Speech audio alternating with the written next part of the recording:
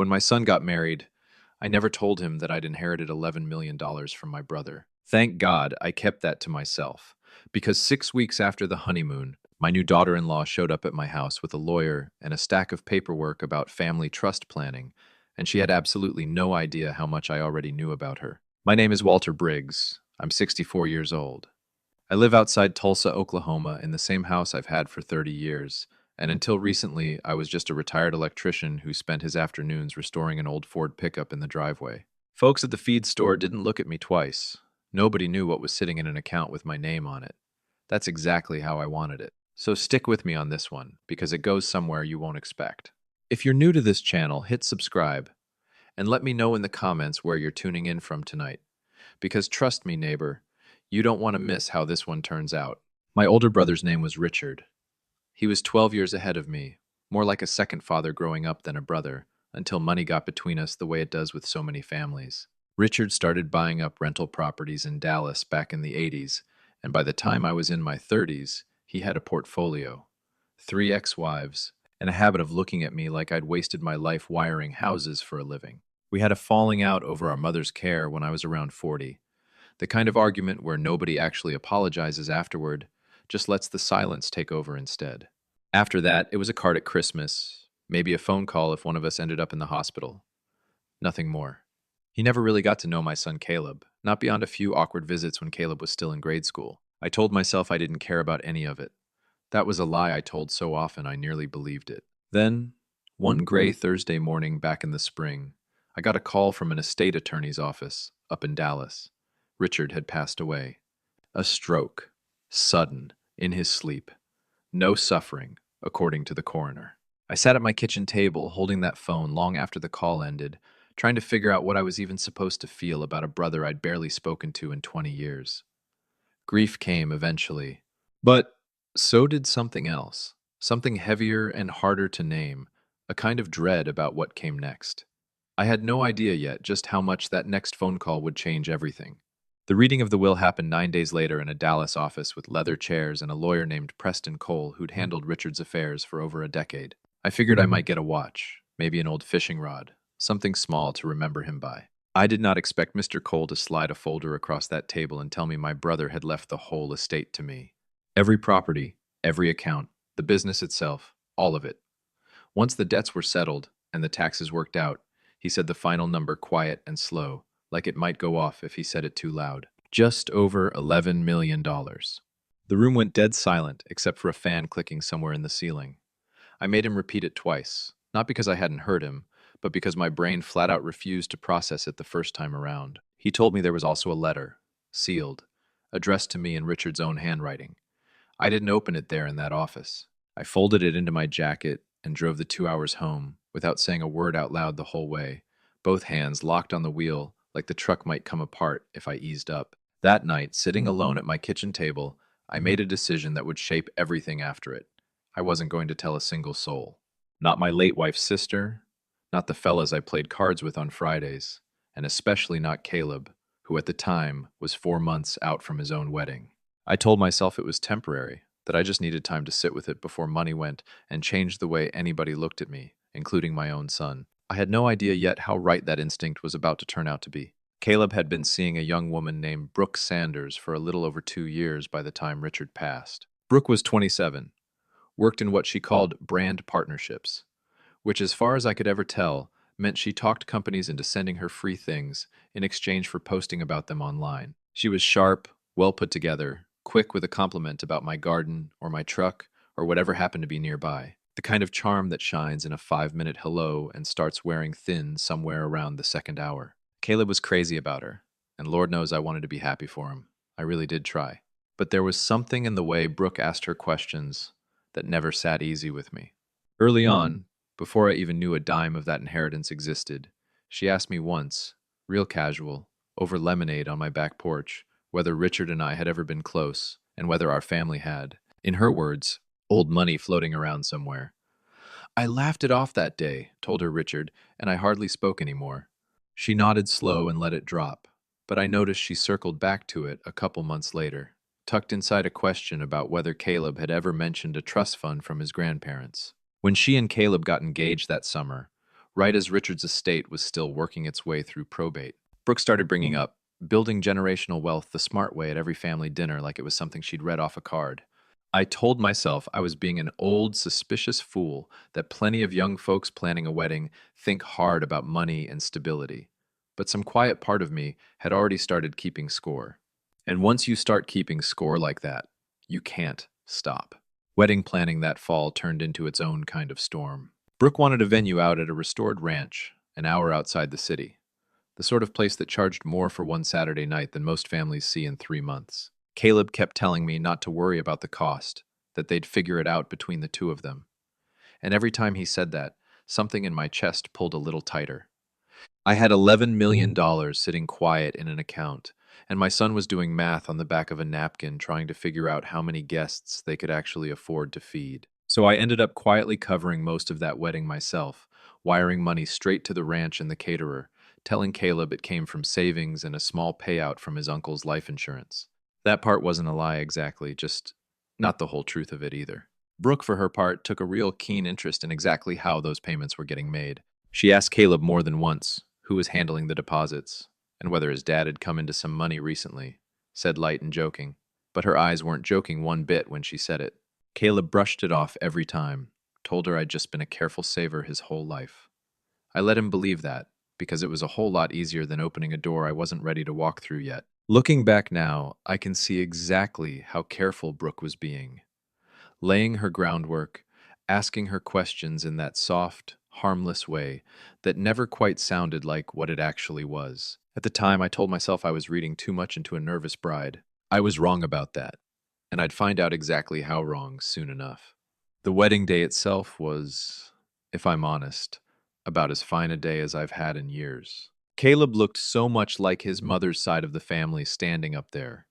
And for a few hours that afternoon, I let myself just be a proud father instead of a man carrying around a secret the size of a small fortune.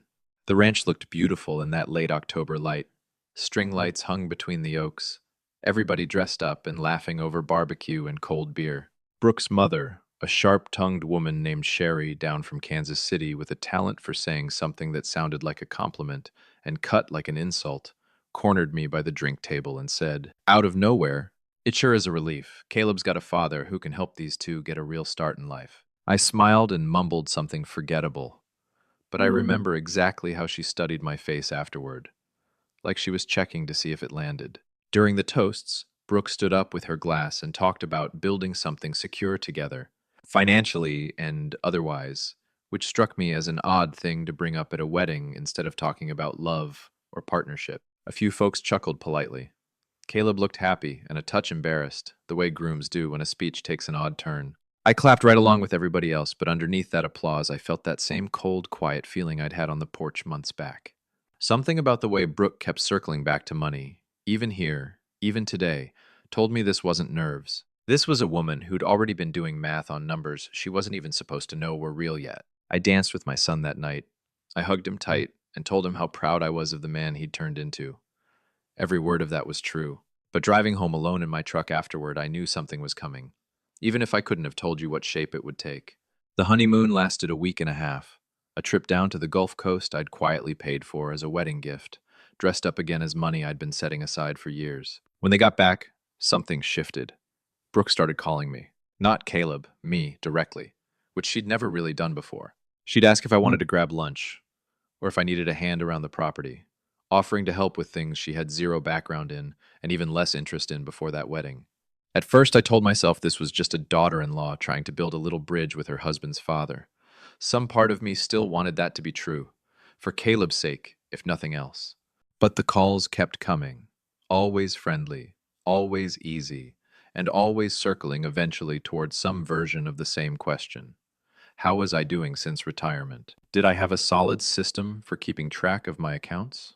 Had I ever thought about putting everything under one roof, so to speak, to make it simpler as I got older?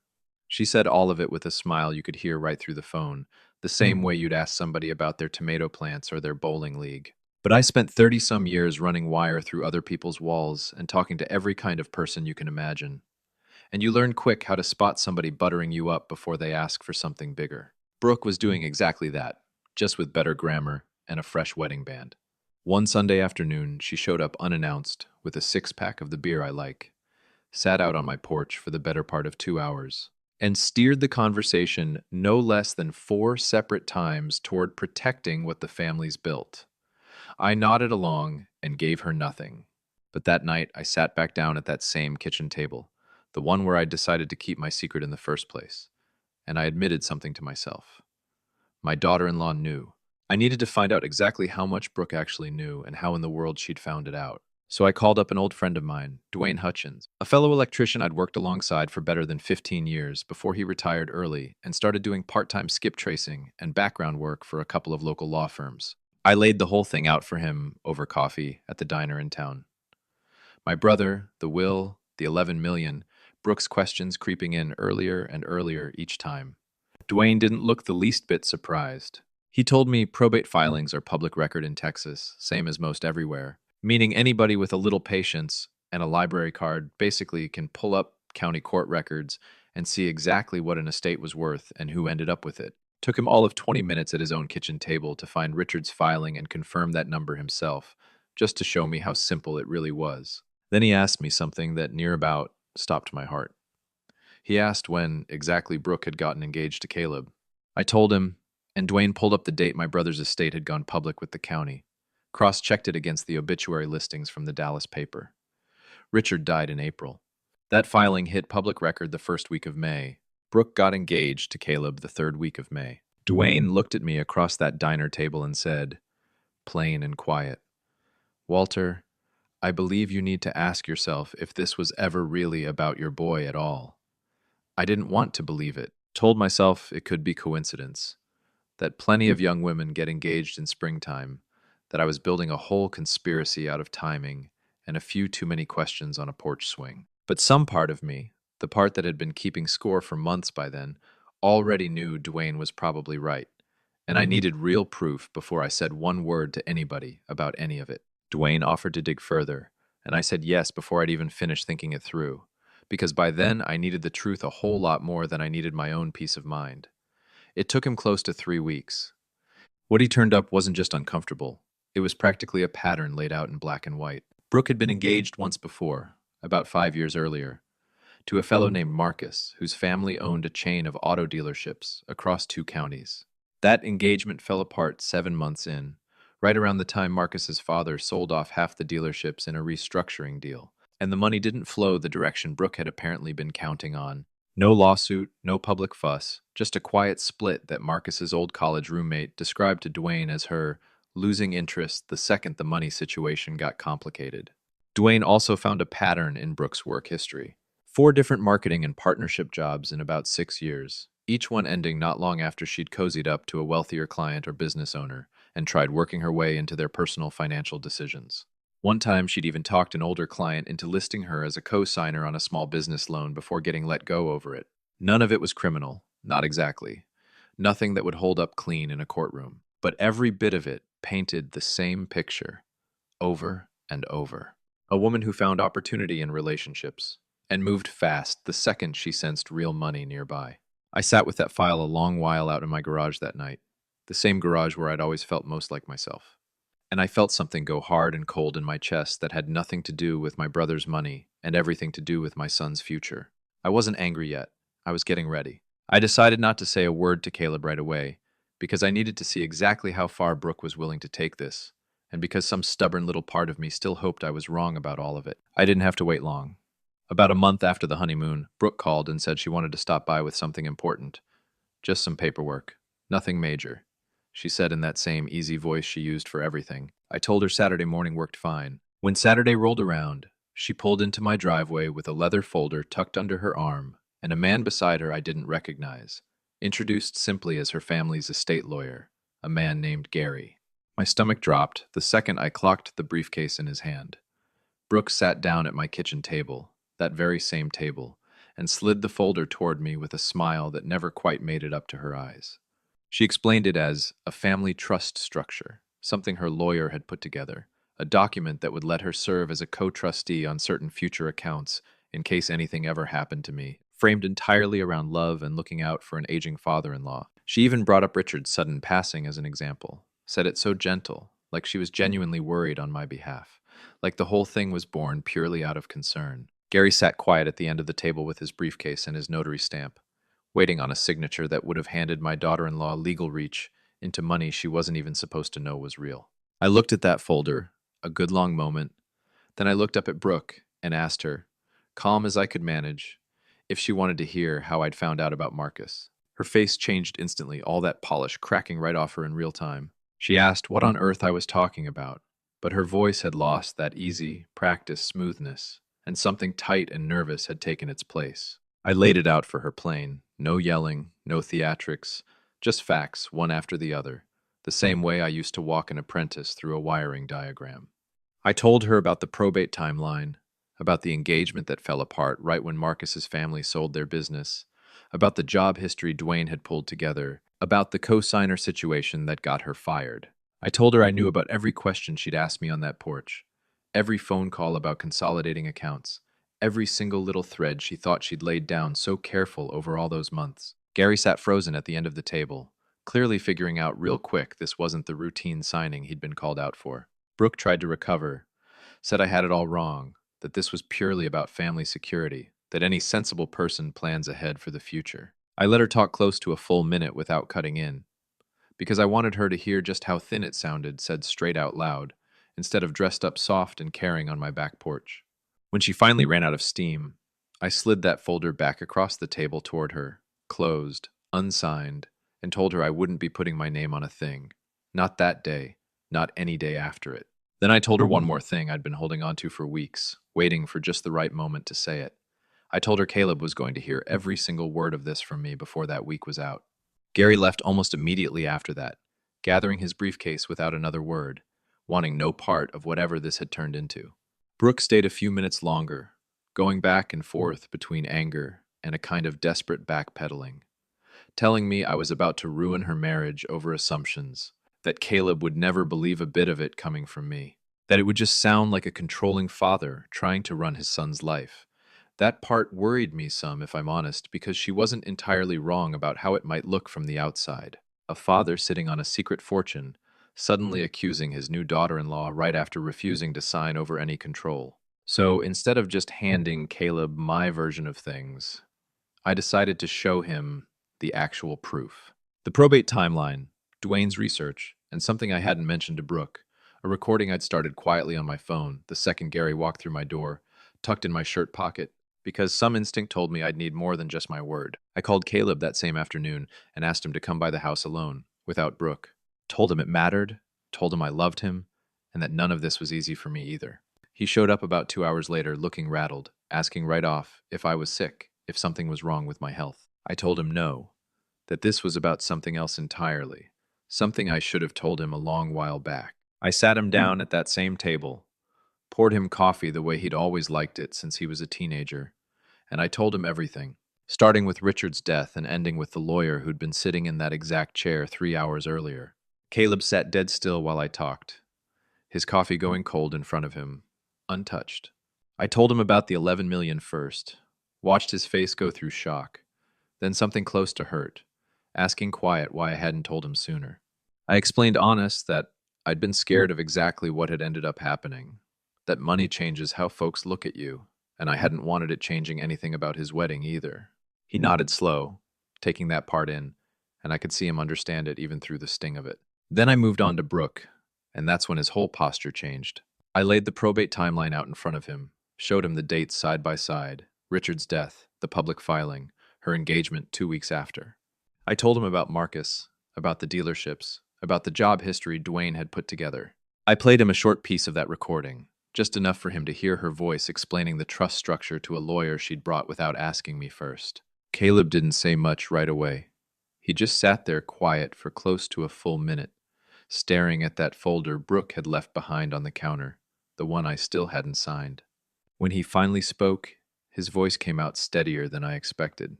He said, "She asked me twice last month if you'd ever talked about changing your will.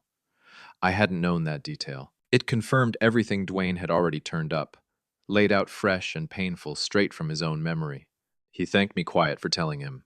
Then he asked for the folder, the recording, and Dwayne's full report, and said he needed to go home and talk to his wife himself, alone, that night. I didn't hear from him for 2 days, and those were two of the longest days I'd had since the funeral. When he finally called, his voice sounded worn out but clear, the voice of a man who'd already made his decision and just needed to say it out loud to make it real. He told me the conversation with Brooke had gone about as bad as I'd figured. She denied everything at first, then turned around and blamed me, called me manipulative for hiding the inheritance in the first place, tried twisting the whole thing so her own behavior looked like a reasonable reaction to my secrecy.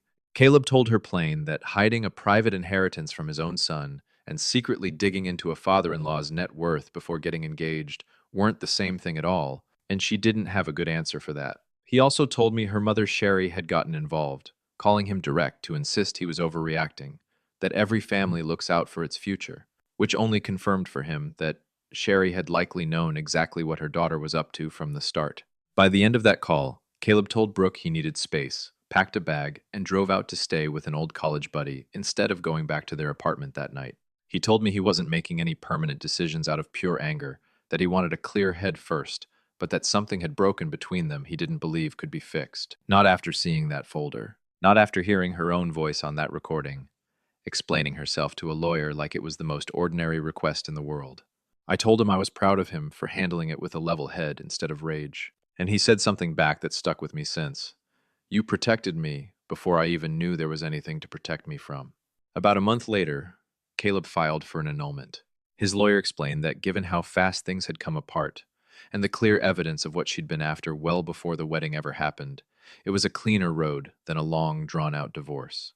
Brooke didn't fight it much once she understood the recording, and Dwayne's report existed as documented fact, figuring correctly that dragging this out in public would only make her look worse. Sherry called Caleb a handful more times, trying to smooth things over on her daughter's behalf.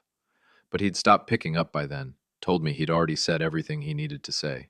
I sat down properly with Caleb a few weeks after all that settled. No folders, no recordings, just the two of us at that kitchen table on a quiet Sunday afternoon.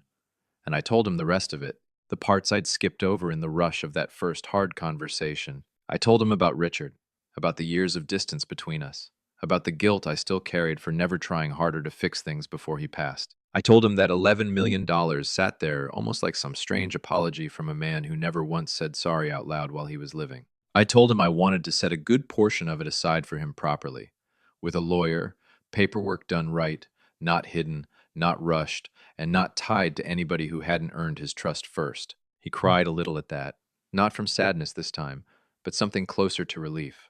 And he told me he didn't care near as much about the money as he cared about the fact that I'd been quietly looking out for him this whole while, even when he had no idea there was anything at all to look out for.